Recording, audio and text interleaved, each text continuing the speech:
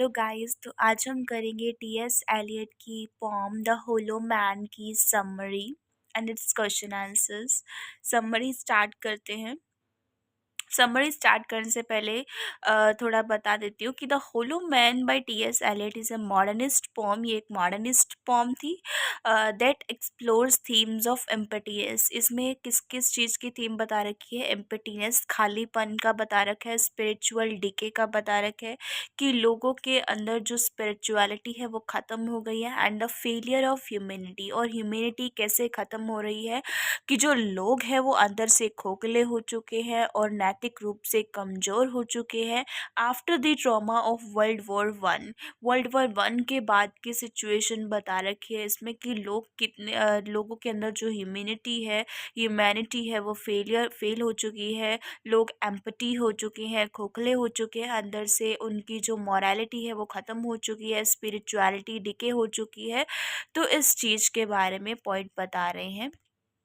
Summary start करते हैं इसकी।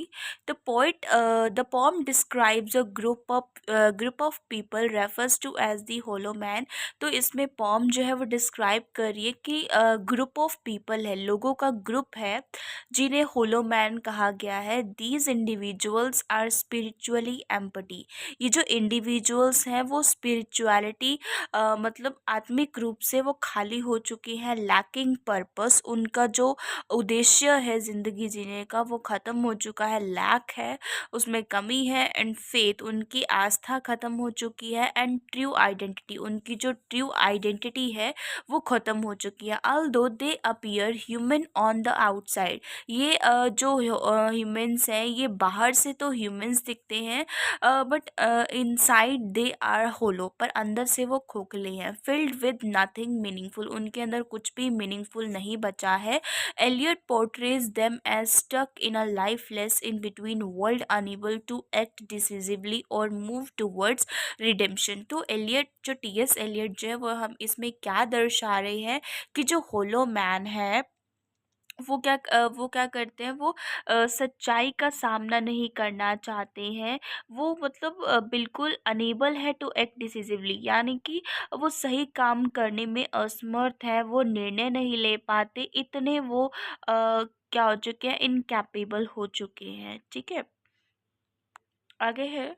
The hollow man are afraid to face reality और कन्फ्रंट डीपर ट्रूथ्स। तो जो होलो मैन्स है वो डरते हैं रियलिटी को फेस करने में, जो सच्चाई है उसको सच्चाई का सामना करने से डरते हैं वो, और कन्फ्रंट डीपर ट्रुथ्स, जो सच्चाई है उसको स्वीकार करने में डरते हैं। इस चीज़ को किससे सिंबलाइज किया गया है? आइज से सिंबलाइज किया गया है, विच रिप्रेजेंट जजमेंट और स्पिरिचुअल अवेयरनेस। जो किसको रिप्रेजेंट करती है? सच्चाई या न्याय का सामना करना। आइज किसको दर्शा रही है इसमें? कि जो सच्चाई है और न्याय का सामना करना चाहिए, जिसे कि होलोमैन्स जो है फेस करने से डरते हैं। They exist in a barren desert-like landscape that reflects their inner emptiness and hopelessness। जो होलोमैन्स है वो कहाँ exist कर रहे हैं? barren land में exist कर रहे हैं, जो desert-like landscape है, जो कि किस चीज़ को रिफ्लेक्ट करती है? इनर एम्पटीनेस, कि वो अंदर से खाली हो चुके हैं, होपलेसनेस हो चुके हैं, उनके अंदर कोई होप ही नहीं रह गई है। ठीक है। Throughout the poem, there is a sense of paralysis. These men cannot take meaningful action. तो ये मैन जो है वो कैसे हो चुके हैं? पैरालाइज, ऐसा लगता है कि ये पैरालाइज हो चुके हैं दिमाग से भी और पूरी बॉडी से। ये मीनिंगफुल एक्शन ही नहीं कर सकते हैं, प्रे प्रॉपरली ना ही ये प्रॉपरली प्रे कर सकते हैं, और कनेक्ट विद हायर वैल्यूज़, ना ही ये हायर वैल्यू से कनेक्ट हो पा रहे। Even their attempts at speech, उनके जो अटेम्प्ट्स हैं बोलने के या प्रेयर करने के, आर फ्रेगमेंटेड, वो फ्रेगमेंटेड हो चुके हैं। एंड इनकम्प्लीट, वो इनकम्प्लीट है। And showing there broken state, तो इसमें जो शोइंग देयर ब्रोकन स्टेट जो है वो इसका मतलब है कि जो उनके कमज़ोर और जो बिखरे हुए व्यक्तित्व को दिखाती है। ये चीज़ जो है, ये मतलब प्रेयर नहीं बोल पाते, तो ये किस चीज़ को शो करती है? उनका जो बिखरा हुआ व्यक्तित्व है, उनका जो ब्रोकन स्टेट है, उस चीज़ को दिखाती है।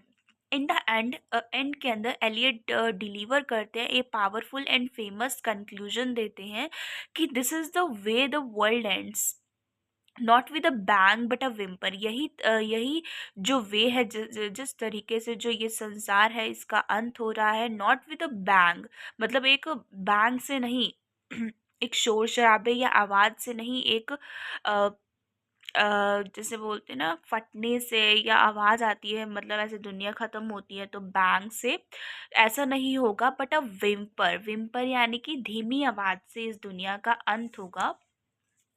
This suggest that the collapse of humanity, और ये किस चीज को दिखाता है? Collapse of humanity. Collapse of humanity मतलब दुनिया का अंत होना विल नॉट बी ड्रामेटिक। तो इसमें बताया गया कि जो दुनिया का जो अंत होगा वो ड्रामेटिक और हेरोइक नहीं होगा, मतलब धमाके से या नाटकीय तरीके से दुनिया का अंत नहीं होगा, बट क्वाइट एंड पैथेटिक, शांति से होगा और पैथेटिकली होगा।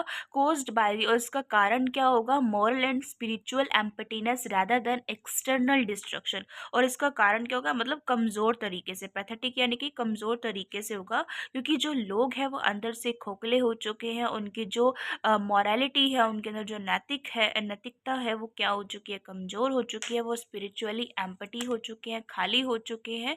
तो इस वजह से ये जो दुनिया है वो ख़त्म हो जाएगी। यही रीज़न है ह्यूमैनिटी के अंत होने का। Question answers. Who are the hollow man? Hollow man कौन है इसमें? इस पॉम में the hollow mans are people, hollow man वो लोग हैं who are spiritually empty and morally weak, जो कि आत्मिक रूप से खाली हो चुके हैं और नैतिक रूप से कमज़ोर हो चुके हैं। दे लैक फेथ, उनके अंदर ना ही कोई आस्था बची है, ना ही कोई पर्पस बचा है, उनका कोई उद्देश्य, and the courage to take meaningful action, और उनके अंदर ना ही कोई ताकत बची है जिससे वो कोई मीनिंगफुल एक्शन कर पाए। वो बिल्कुल कमज़ोर हो चुके हैं, वीक हो चुके हैं, मॉरली भी, स्पिरिचुअली भी, और करेज भी उनका ख़त्म हो चुका है। ठीक है, तो वो है होलो मैन। आगे है what does hollow symbolize in the poem? ये जो होलो वर्ड है ये क्या सिंबलाइज करता है पोम के अंदर? तो होलो जो है ये वर्ड सिंबलाइज करता है इनर एम्पटीनेस को, दिखाते हैं कि अंदर से खालीपन, लैक ऑफ वैल्यूज, की हमारे अंदर जब वैल्यूज की कमी हो जाती है, हम स्पिरिचुअली डिके हो जाते हैं, तब हम होलो कहलाते हैं। It shows that people appear normal outside but are empty inside, और ये किस चीज़ को दिखाते हैं? कि लोग बाहर से तो नॉर्मल दिखाई देते हैं as a human, but are empty inside, अंदर से खाली है। अगर उनके अंदर वैल्यूज ही नहीं होंगी, अगर उनके अंदर मॉरलिटी और स्पिरिचुअलिटी खत्म हो जाएगी, तो these are empty mans. Okay, hollow mans. What kind of worlds do the hollow mans live in? किस तरीके के संसार में होलो मैन्स रह रहे हैं? They live in a barren, dry and lifeless. वो एक बैरन, एक खाली, बंजर और ड्राई लाइफलेस वर्ल्ड में रह रहे हैं। दिस सेटिंग रिफ्लेक्ट्स, ये जो सेटिंग है रिफ्लेक्ट करती है देयर इनर एम्पटीनेस। किस चीज़ को दिखाती है? उनके अंदर के खालीपन को दिखाती है, एंड होपलेस कंडीशन को दिखाती है। Next question is what is the significance of eyes in the पॉम?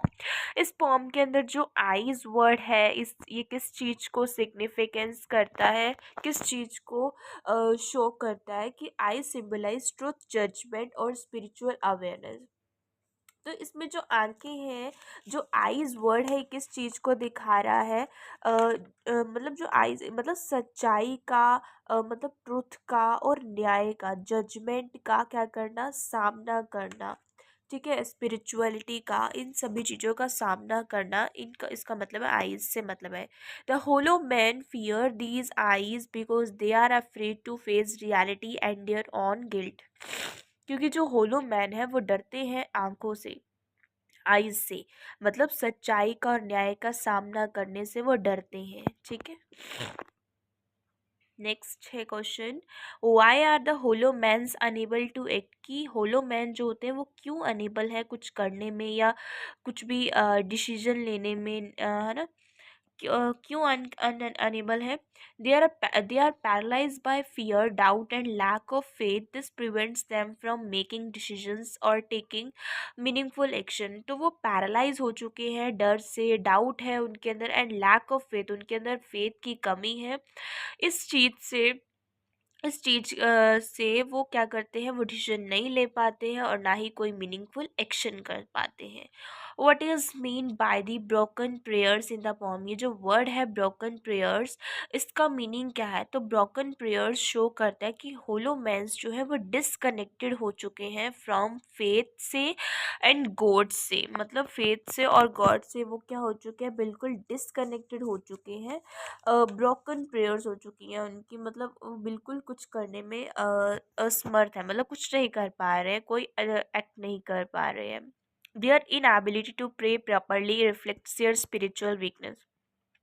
ये जो इनएबिलिटी है उनकी प्रेयर को प्रॉपरली ना बोल पाने की, ये किस चीज़ को दिखा रहा है? उनके अंदर जो स्पिरिचुअली जो कम वीकनेस आ चुकी है उस चीज़ को दर्शा रहा है। ठीक है, next question is explain the ending not with a bang but a whimper. ये जो not with a bang but a whimper जो लाइन है, इस चीज़ का क्या मीनिंग है?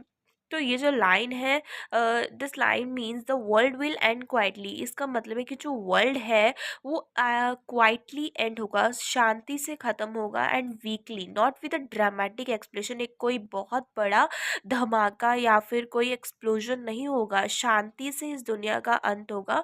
It reflects the moral and spiritual decline of humanity, और ये किस चीज़ को दिखाता है कि इस संसार में क्या हो चुके हैं, जो मॉरल और स्पिरिचुअल क्या आ चुका है, डिक्लाइन आ चुका है मानवता के अंदर। Last question is what message does Eliot convey through the poem. इस पोम के अंदर एलियट क्या मैसेज दे रहे हैं कि एलियट वॉन्ट्स करें that without faith purpose and moral strength human life becomes empty, कि बिना किसी फेथ के, बिना किसी पर्पस के, उद्देश्य के, ना बिना किसी मॉरल स्ट्रेंथ के, बिना किसी ह्यूमन लाइफ के, बिना किसी स्ट्रेंथ पर्पस और फेथ के जो ह्यूमन लाइफ है वो क्या है, खाली हो जाएगी, एम्प्टी कहलाएगी, and society will decline slowly, और धीरे धीरे जो सोसाइटी है, समाज है, वो ख़त्म हो जाएगा, डिक्लाइन हो जाएगा एंड मीनिंगलेसली हो जाएगा। तो मतलब उसका कोई मीनिंग नहीं रह जाएगा सोसाइटी का, वो एम्पटी कहलाएंगे जो लोग, जिनके अंदर कोई फेथ नहीं है, जिनके अंदर कोई पर्पस नहीं है कुछ करने का, उनके अंदर, ठीक है, वो कमज़ोर हो चुके हैं, उनके अंदर ह्यूमैनिटी ख़त्म हो चुकी है, तो समाज भी ख़त्म हो जाएगा धीरे धीरे। सो ये थी हमारी टी एस एलियट की द होलो मैन पॉम, यहाँ पर ख़त्म होती है। वीडियो अच्छी लगी हो तो please like comment and share. Bye bye guys.